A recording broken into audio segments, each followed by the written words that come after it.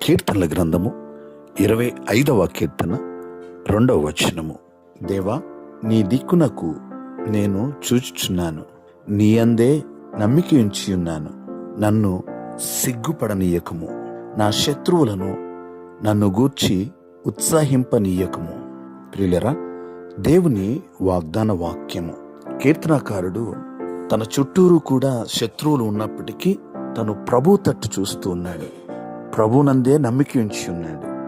అందుకే ప్రభువు తనని సిగ్గుపరచలేదు, శత్రువులను అతనిని చూచి ఉత్సహింపనీయలేదు.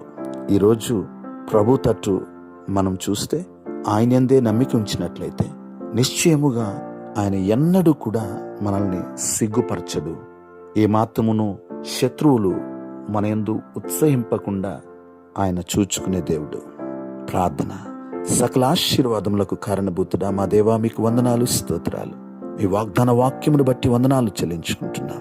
అయా, కీర్తనాకారుని జీవితంలో ప్రభు అతను మీ తట్టు చూచినప్పుడు తనని మీరు దర్శించి ప్రభు ఏ విషయంలో కూడా అతడు సిగ్గుపరచబడకుండా సహాయం చేశారు.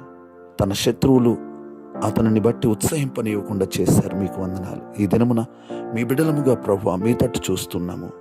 అయా, మిమ్మల్నే నమ్ముచున్నాము. మా ఎడల మీ కార్యములు స్థిరపరచండి. నిశ్చయముగా నీవు మమ్మల్ని సిగ్గుపరిచే దేవుడవు కాదయ్యా. మీకు వందనాలు, స్తోత్రాలు. ఈ ప్రార్థనలో ఏకీభవించిన ప్రతి ఒక్కరిని, వారి కుటుంబాలను దీవించండి.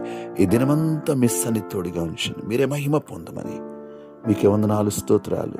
ప్రతి విషయంలో మీరే మహిమ పొందమని యేసు నామములో ప్రార్థిస్తున్నాము తండ్రి. ఆమేన్.